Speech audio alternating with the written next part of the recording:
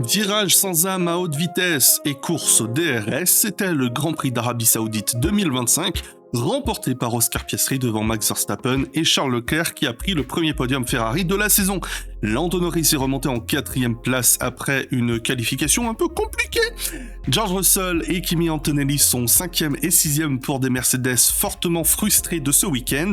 Lewis Hamilton amplement plus frustré de cette 7e place, tandis que Carlos Sainz et Alexander Albon enregistrent la première double entrée dans les points de Williams au drapeau à damier, puisque le Grand Prix de Chine, c'était une double entrée dans les points suite à 14 000 disqualifications, alors que Isaac Hadjar est remonté en 10e place. Et sur ce circuit dénué d'âme et qui va à l'encontre de tout bon sens de course automobile, Pierre Gasly et Yuki Tsunoda n'ont pas été capables de s'éviter au départ, résultant en un double abandon. Mais peut-être ressentez-vous trop mon ressentiment envers le tracé de Jeddah et vous n'êtes pas là pour ça, alors je vous propose de nous intéresser aux meilleures vitesses de pointe du dimanche. Dans un premier temps, un regard du coup sur les meilleures vitesses du dimanche qui seront naturellement à contraster puisque quand on voit que Isaac Hadjar et Alex Albon ont été les plus rapides de la course, c'est essentiellement parce qu'ils ont passé les 3/4 du Grand Prix dans un train de DRS.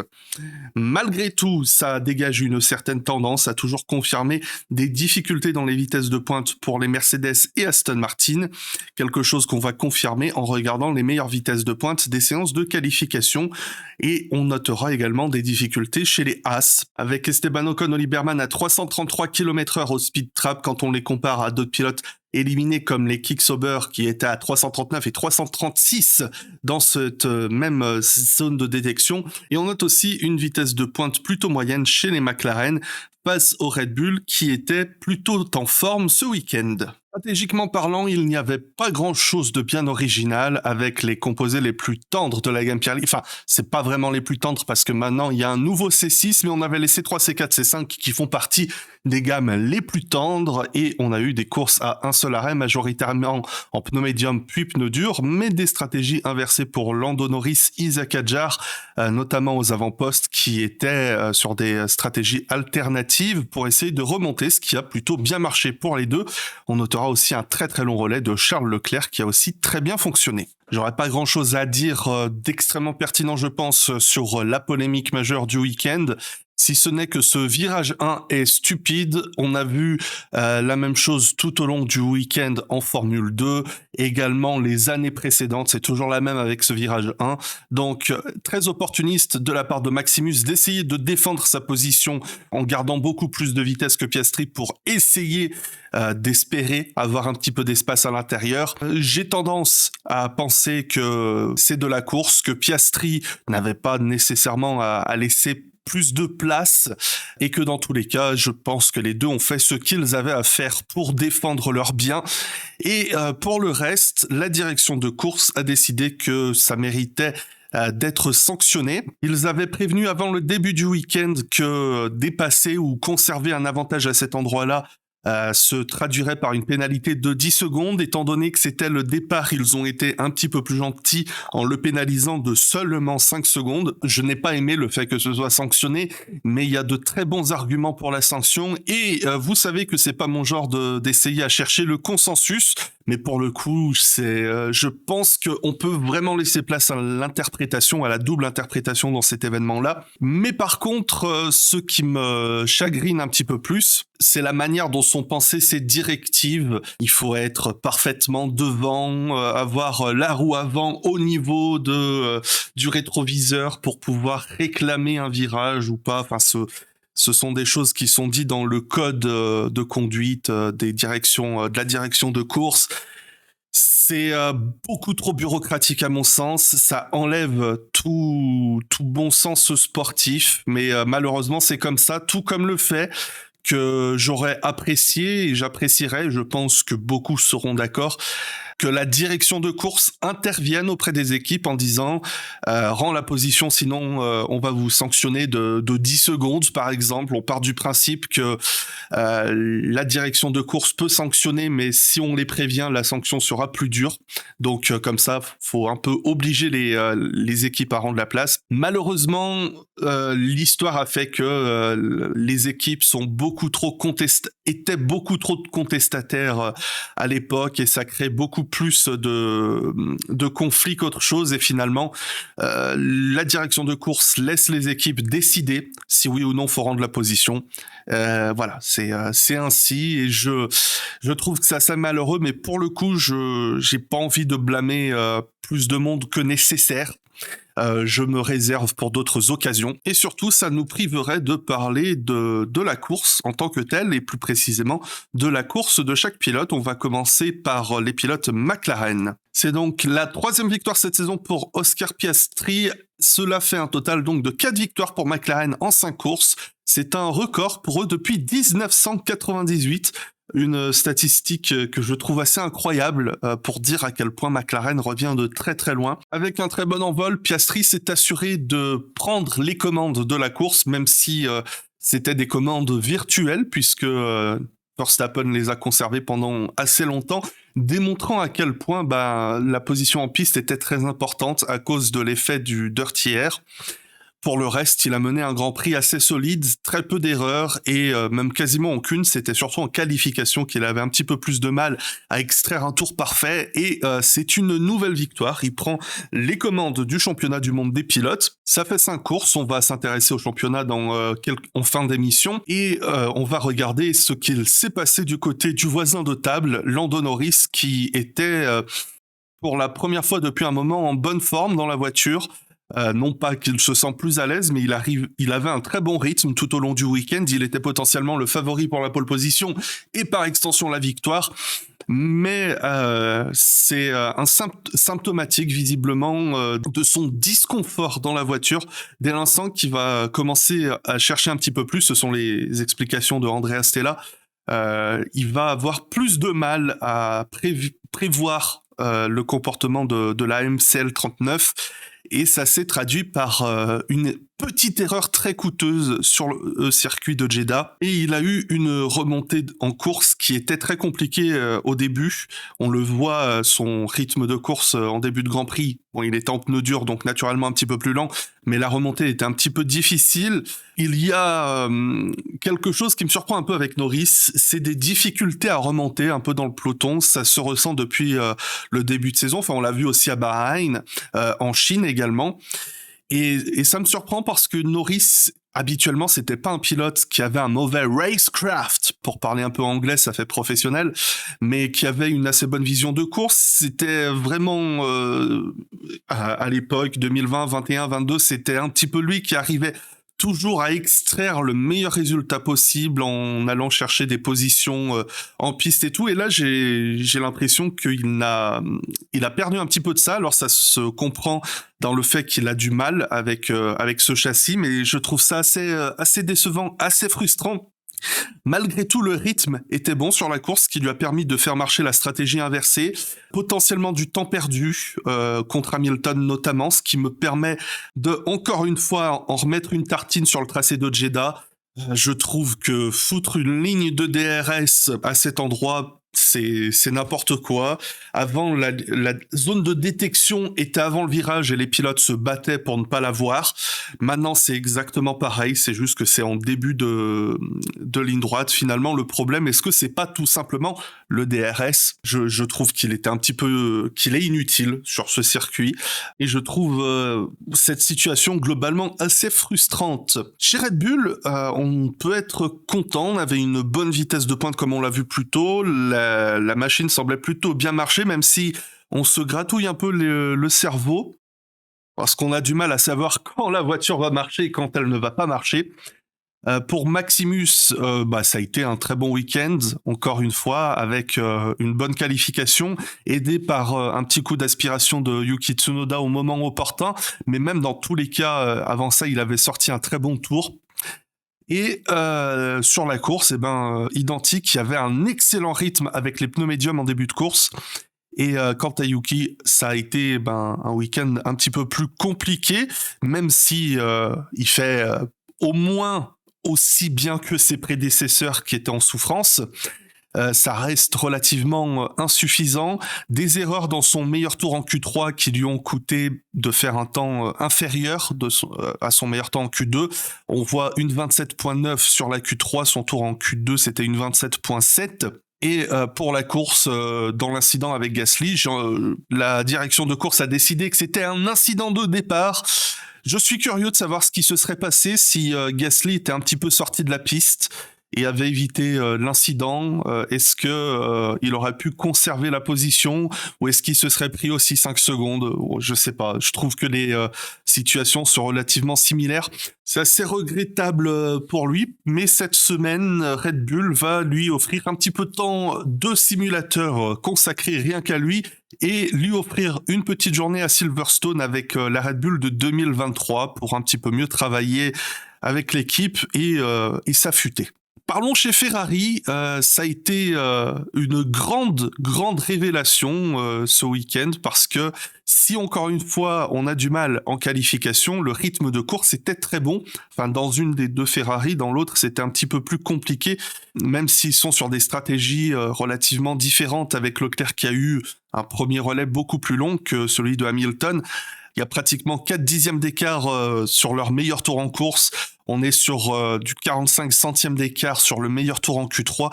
Hamilton en grande difficulté qui a admis qu'il était temps qu'il apprenne à faire avec cette voiture plutôt que d'essayer de trouver des solutions pour convenir à son style de conduite, avoir quelque chose qui peut le mettre plus en confiance. Mais ça va être un travail assez long et un résultat qui est au final assez décevant quand on est derrière les deux Mercedes, sachant que visiblement il y avait matière à finir devant ce week-end. Et après deux premières courses relativement en dents de scie, Leclerc a trouvé une très très bonne forme en ce moment et elle est enfin récompensée avec le premier podium, son premier podium de la saison. Chez Mercedes, George Russell était en mesure de jouer la pole position, ça s'est joué à vraiment pas grand-chose. En plus, j'aurais été très curieux de voir ce qu'aurait donné son premier tour de Q3 qui semblait très prometteur mais qui a été annulé à cause du drapeau rouge causé par Norris. Malgré tout, c'était une bonne troisième place sur la grille. Malheureusement, en rythme de course, il était incapable de suivre le rythme de Piastri, Verstappen et a finalement subi plutôt celui de Leclerc avec une usure des pneumatiques excessive qui a coûté aux deux pilotes. Andrea Kimi Antonelli, quant à lui, a eu malgré tout un rythme de course plus impressionnant sur la fin de course. Je tiens à le souligner. On a 5 dixièmes d'écart entre Antonelli et Russell, cette fois à la faveur du jeune Italien, donc c'est très encourageant pour la suite, même si Russell était beaucoup moins dans une philosophie d'attaque en fin de course, puisque je pense qu'il avait compris qu'une fois que Norris et Leclerc l'avaient passé, il y avait plus grand chose à faire à part assurer le résultat. D'ailleurs, à quelques tours de la fin, on l'a entendu s'inquiéter à la radio de ses pneumatiques, a pratiquement demandé un nouvel arrêt avant qu'on puisse le rassurer. Comme je le disais, c'est la première fois cette saison que les deux Williams terminent une course dans le top 10, avec enfin un très bon week-end pour Carlos Sainz, autant en qualif qu'en course. Très rassurant pour lui, qui revient sur ce Grand Prix pour la première fois depuis 2023. Enfin, il avait pris part aux essais libres l'an dernier avant de devoir laisser la place à Oli Berman pour des raisons de gros mal au ventre. Et il a permis de signer un très fort résultat d'équipe en donnant le DRS à Alex Albon en fin de course. Ça a permis de se protéger de Isaac Hadjar, de sa remontée en fin de course. Alex Albon, du coup, qui a profité du cataclysme du départ pour gagner beaucoup de positions et se retrouver juste derrière son coéquipier quand il le fallait et avec une belle stratégie similaire, du coup, remonter dans les points. Isaac Hadjar n'a pas été pleinement convaincu par son propre tour de qualification. Ça se défend, il avait 2 dixièmes de retard sur son coéquipier. Cependant, en course, il a pris une belle stratégie inversée comme on l'a vu et ça lui a permis de faire plein de dépassements et remonter de manière agressive jusqu'à la 10e place. Malheureusement, sans la stratégie commune des Williams pour se protéger, il n'a pas pu remonter plus que cela, mais je pense que très certainement ça a été son meilleur week-end de cette année. Et c'est quand même dire quelque chose parce que jusque-là, c'est un excellent début de saison qu'il offre dans une Racing Bulls qui commence un petit peu à marquer le pas par rapport à ce qu'on avait pu voir un petit peu plus tôt cette saison. Regrettable pour Liam Lawson qui semblait avoir un petit peu retrouvé son mojo avec pour la première fois une qualification où il a battu son coéquipier. Mais l'incident du départ l'a forcé à sortir de la piste, lui faisant perdre quelques positions. Et alors qu'il faisait, je trouve, une course assez solide, il s'est pris une pénalité que je trouve excessivement absurde. On l'a vu en direct, il dépassait Jack Doohan qui était en train de décéder, profitant du DRS. Il a été un petit peu trop large au premier freinage, pourtant le dépassement était déjà complété, mais la direction de course a considéré que c'était une sortie de piste avec laquelle il avait conservé un avantage et lui a donné 10 secondes de pénalité. Comme je l'ai dit en début d'émission, les 10 secondes, c'est ce qui était décidé, mais pour le coup, je pense que c'était vraiment pas nécessaire. Alors on dira oui, la règle, c'est la règle, mais même s'il n'était pas sorti de la piste, il y a un moment, le dépassement était complété bien avant le point de freinage. Donc j'ai trouvé que c'était vraiment inutile. Dans tous les cas, j'espère que ça lui a donné un petit peu plus de confiance avant de pouvoir attaquer un Grand Prix chiant encore, mais après sera la tournée européenne. Fernando Alonso accumule les 11e places comme il a accumulé les places de vice-champion du monde dans sa carrière. Il est très frustré parce que je pense qu'il a fait un très très bon week-end. Voyant les difficultés de l'Aston Martin, se qualifier 13e, c'était très certainement surclasser sa machine et terminer 11e en course avec une stratégie qu'il a réussi à faire marcher intelligemment. Voilà, c'est regrettable de terminer à juste un petit point, à une place des petits points. Quant à Lance Stroll, comme je l'ai dit la dernière fois et je pense le répéter tout au long de la saison, s'il y a un problème actuellement chez Aston Martin, c'est pas le pilote. Je pense qu'il a fait un boulot tout à fait correct, surtout quand on voit que il était sur la stratégie un peu désespérée parmi ces pilotes qui se sont arrêtés très tardivement, espérant une voiture de sécurité ou on ne sait quoi, avec un dernier relais d'une dizaine de tours avec les pneus médiums. Qui plus est, il s'est illustré pendant la course en réussissant à tenir tête à Max Verstappen pendant quelques tours. Enfin, normalement, il aurait dû s'écarter parce qu'il y avait drapeau bleu, mais bon, quand même, bon boulot à lui. Je pense que dans le même genre, Oliver Berman a fait ce qu'il a pu avec ce qu'il avait. On se doutait que ce serait un tracé compliqué pour Haas, un petit peu réminiscent de ce qu'était l'Australie avec beaucoup de virages à haute vitesse, là où il souffre le plus. Et malgré un très très beau tour en Q1 qui lui a permis de passer en Q2, la réalité c'est que la voiture ne pouvait pas lui permettre de remonter davantage et aller chercher un meilleur résultat que ce qu'il l'a eu, à savoir une 13e place au drapeau à damier, mais à souligner qu'il peut avoir l'orgueil et la fierté d'avoir à nouveau mis à mal Esteban Ocon, qui est parti 19e, terminé 14e, même si grâce à une stratégie, encore une fois, désespérée, cette fois-ci, il faisait partie de ceux qui se sont arrêtés au tout premier tour. Il a fait toute la course avec des pneus durs, ce qui explique l'énorme différence de rythme entre les deux pendant le Grand Prix. Ocon a tout de même réussi à terminer pas très loin de Berman. Un mal également ressenti chez les kicks de Bortoleto et Hülkenberg. Gabriel Bortoleto s'arrêtant également au tout premier tour, espérant qu'un miracle puisse le sauver de cette situation désespérée, mais il a passé la course à se faire dépasser par tout le monde, puisque il avait ni la machine ni les pneumatiques, ce qui nous a permis de donner un très beau code marron à son papy manager, Nando Alonso. Lorsqu'il se faisait dépasser, il a tenté de se défendre, mais n'a pas regardé ses rétroviseurs. Là, par contre, je comprends pas pourquoi il y a pas eu plus d'enquête entre Bortoleto et Alonso. Peut-être qu'il aurait fallu qu'il l'envoie dans le mur et que Alonso soit propulsé dans les tribunes et qu'il décède pour que la FIA ouvre une enquête. Mais c'était quand même considérablement dangereux. Il s'est aussi fait surprendre au premier virage en qualification, bénéficiant d'un petit peu d'aspiration. Il est entré trop vite dans le virage 1 et a perdu le contrôle. Mais dans tous les cas, même si son coéquipier aurait pu passer en Q2, on a vu que c'était très compliqué ce week-end et je pense qu'il n'y aura pas grand-chose à dire sur Hülkenberg, qui, de son côté, a fait une course propre, mais sans grand espoir. Et on va conclure avec les Alpins.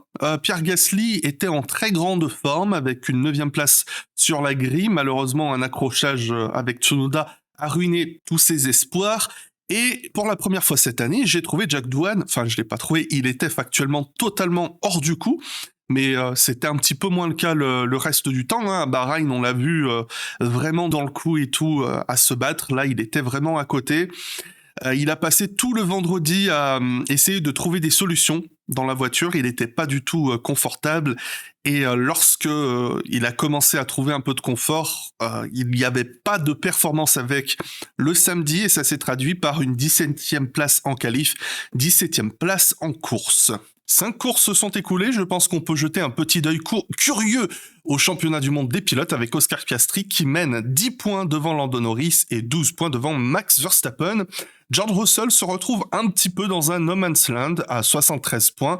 Il mène devant Charles Leclerc qui en a 47. Andrea Kimi Antonelli est à une honorable 6e place pour ce qui est sa première saison en Formule 1 pour ce petit enfant de 18 ans. Encore une fois, même s'il a énormément roulé en amont, c'est peut-être même le rookie le mieux préparé en Formule 1. Il a eu une ascension fulgurante, sautant, je le rappelle, la Formule 3, ce qui n'est pas une catégorie ridicule à sauter. Lewis Hamilton, un début de saison plus compliqué avec 31 points en 7e place. Alex Albon qui contribue à faire de cette saison la meilleure saison de Williams depuis 2016, si je ne dis pas de bêtises, avec 20 points d'inscrits. Esteban Ocon est 9e avec 14 points et Lance Stroll avec 10 miraculeux points d'inscrits. Au championnat du monde des constructeurs, McLaren est en tête devant Mercedes, Red Bull qui souffre de n'avoir actuellement qu'un seul pilote. On espère que Yuki Tsunoda sera en mesure de redonner un petit peu de panache, tout comme on espère que Ferrari sera en mesure de se redresser et se rapprocher du top 3. Williams mène de quelques points devant Haas, alors que derrière ça se bat pour de plus petits points avec Aston, Racing Bulls et Alpine. Et je vais vous proposer de conclure avec un petit regard sur le week-end des catégories de promotion qui accompagnent la Formule 1. La course sprint a été remportée par Arvid Lindblad devant Pepe Marti et Alex Dune. Richard Verschoor qui avait terminé premier en piste avait subi une pénalité de 5 secondes, mais il a tout de même pu remporter la course principale le dimanche. Il a terminé 2 fois premier. L'an dernier, il avait aussi terminé premier à la course sprint et avait été disqualifié, ce qui fait que ce pilote a terminé 3 fois premier et a gagné qu'une seule fois à Jeddah. Je noterai également la belle performance de Jack Crawford qui a terminé 2e après avoir mené la course dans son intégralité. Verschoor l'a dépassé en fin de course et Victor Martins est monté sur le podium avec également une belle course en sprint. Au championnat pilote, Verschoor a pris la tête ce week-end devant Pepe Marti et Leonardo Fornaroli, Alex Dune, qui sont tous les 3 des petits rookies. Verschoor, je sais qu'on fait un petit peu la blague, il est là depuis un moment, il a toujours été dans des équipes plutôt médiocre, Trident pour ne pas la nommer. Et en F1 Academy, c'est Maya Hug qui a brillé en prenant la 2e place lors du sprint. Je rappelle que cette année, il n'y a plus 2 qualifications comme c'était le cas les années d'avant. Il n'y a qu'une seule séance de qualification, une grille inversée, comme on fait en F3 et F2. Elle a terminé 2e et a remporté la course principale. Elle a Lloyd, qui fait ses débuts, à remporter la course en grille inversée devant Hug et Alicia Palmowski. On notera également le bon week-end de Dorian Pain, 4e et 3e, même si elle perd la tête du championnat au profit de Maya Hug. Chloé Chambers, quant à elle, avait signé la pole position et termine 2e de la course principale et se rapproche de la tête du championnat en F1 Academy. Et je pense avoir fait le tour des points les plus importants de ce Grand Prix et de ce débrief pilote par pilote. Comme ça, je peux arrêter de parler de ce circuit Kim Horipil et mieux me préparer pour parler d'un prochain tracé Kim Horipil dans 2 semaines. D'ici là, plus de blablaterie, accessoirement historique, à venir dans les prochains jours. Je vous souhaite à toutes et tous une excellente journée et une heureuse fête de fin d'année à l'écoute de Formule Blabla. Bisous.